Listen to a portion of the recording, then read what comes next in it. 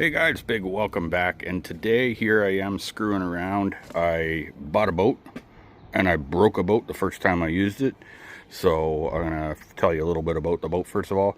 So it's an '03 Seadoo Sportster. Sorry, I'm talking kind of quiet because my neighbor's outside and I don't want her to think I'm weird. Like, I am weird, but I don't want her to like know it 100%. But anyway, so I bought this off a dealer from basically an old guy.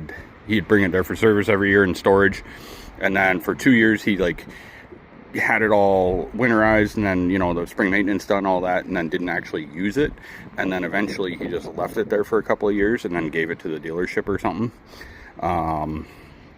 So anyways, they wanted $4,000. I gave them $4,000 plus tax, $4,800 with the trailer plated and tax, and all the rest of that shit. So $4,800.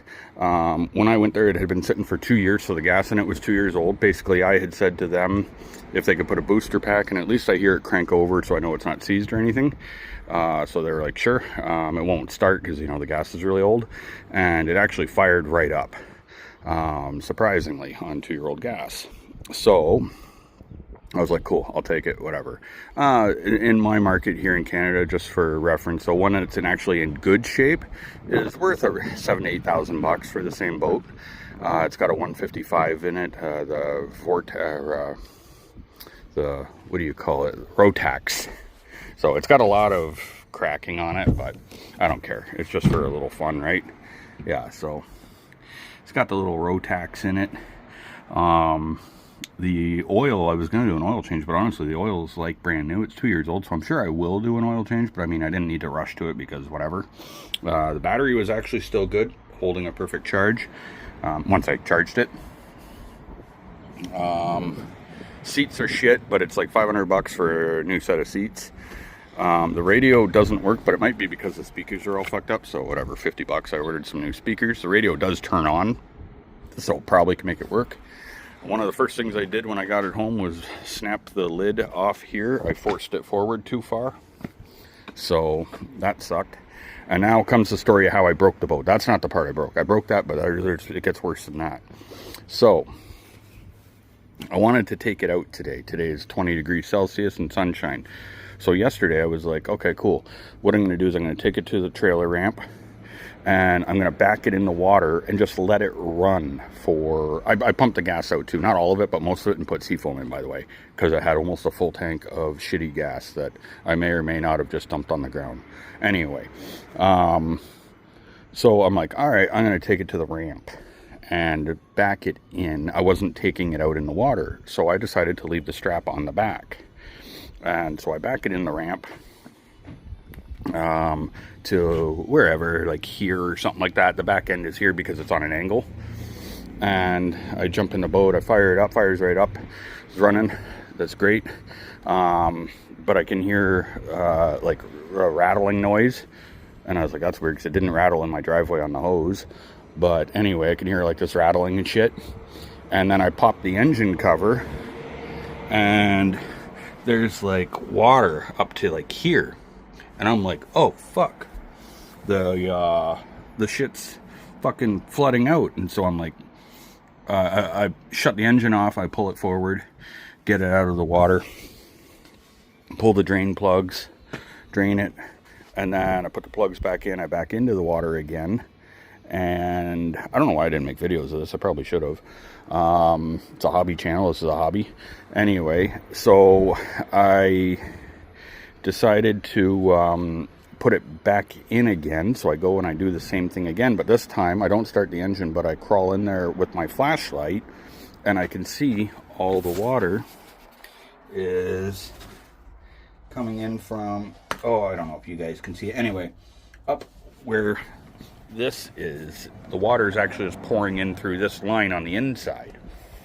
So I get back out and I look on the side, and I see that that's underwater, and I'm like, oh fuck, okay. So I pull it forward, drain it again, and then this time I back it in not as far, and then I start it up. The engine's running great, but you can still hear from the fucking jet drive. So I'm like, that's so fucking weird. I don't understand what happened.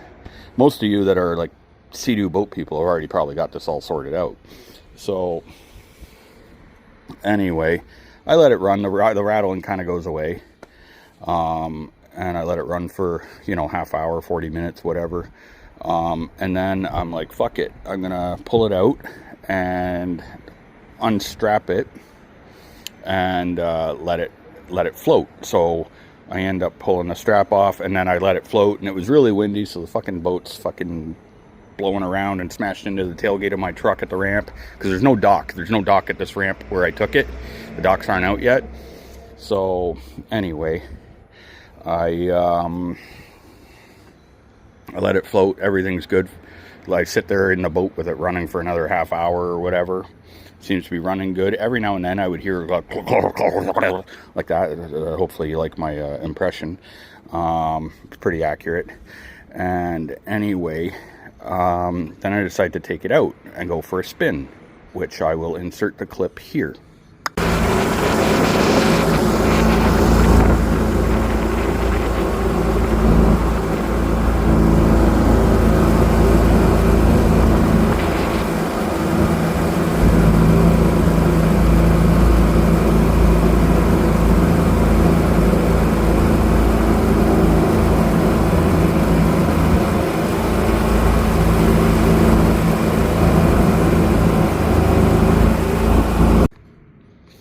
Okay, now you saw the clip. Basically, that's about as fast as I could go. If I would rev up past that, the engine would rev up, but it would just kind of make bubbles, and it wasn't really like taking off or anything. So I was like, fuck, that's got to be something wrong with the jet drive. And anyway, I try to bring it back to the ramp. Like, I fuck around for a little bit, you know what I mean? Just enjoying it for a few minutes. I try to go back to the ramp, but like I said, it was really windy, and the wind's blowing me this way and that. And I kind of get it sideways parallel to the ground, and all of a sudden fucking wreck, and I'm like, fuck, that's rocks. I know what that is. It's rocks. And so anyway, I get it out of the shit, back onto the trailer, which is a pain in the ass in a fucking river with no dock and on a windy day and the current and everything like that, so all alone. Anyway, I get it back and I come home and I look in my jet drive and I see all these fucking rocks in there. So I had watched a video online. Hopefully you're enjoying the story. I watched a video online beforehand just for maintenance. I was trying to learn this shit, and so the video said, you know, told you how to take this all off so that you could look at it and change out your wear ring and all that. So I was like, okay, cool. I'm gonna have to take this off to get the rocks out. This actually worked really well, by the way. If you don't have one of these and you got a jet boat, get one of these, because this got out most of the rocks. Like, it just, you know what I mean, clamps on, grabs the rocks. But there was a couple I couldn't, so I had to take it apart. And I was like, man, maybe I should watch that video again quickly just to see what I'm doing. And I was like, fuck it, I don't need to.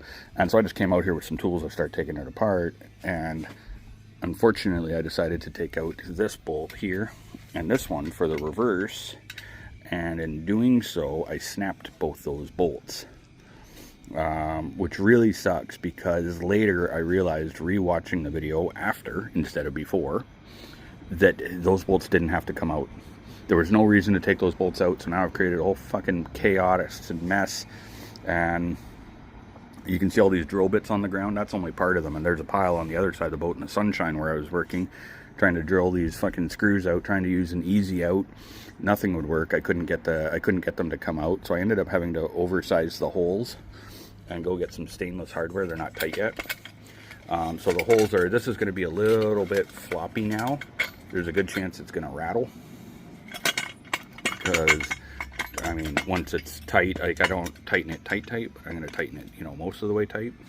And I use these nylon or Nylar or whatever they are nuts, so that when I tighten it, those will lock in place, and it's all stainless. So that's how I'm fixing it. But the moral of the story is two things. One, don't be an idiot and don't leave your boat strapped to the trailer when you're trying to test it, because that's just stupid. Two, if you think you should rewatch the video, probably just rewatch the video. But anyway, let me try tightening this all back up, get it to where I think it's good, and then I'll put it back on, and let's see what happens. All right, here we are. A little while later, I've got it all back on. Got the stainless bits in there, and then yeah, like we'll see. It seems to be working. I noticed that this has a bit of play in it. Well, maybe that's a bit of the rattle. Probably needs bushings or something. I don't know if there are bushings in there, but perhaps it needs something. So anyway, whatever, good enough. Time to test it out. All right, here we are out on the water. It is running and going, but I still can't go high speed because I'm gonna guess because of that wear ring, there's just too much damage to it. And that's my understanding, is that means that it won't build up enough pressure in the jet. But other than that, whatever. It's back on the water. My reverse works, so that little repair I did worked. And let's hope for the best. And then for anyone interested, I had recently bought a underwater drone. So the whole point of this boat was just so I could get out and use my underwater drone. And yeah, hopefully that all works out. But anyway, I know it's kind of a nonsense video, but thanks for watching anyway, and I will see you again on the next one.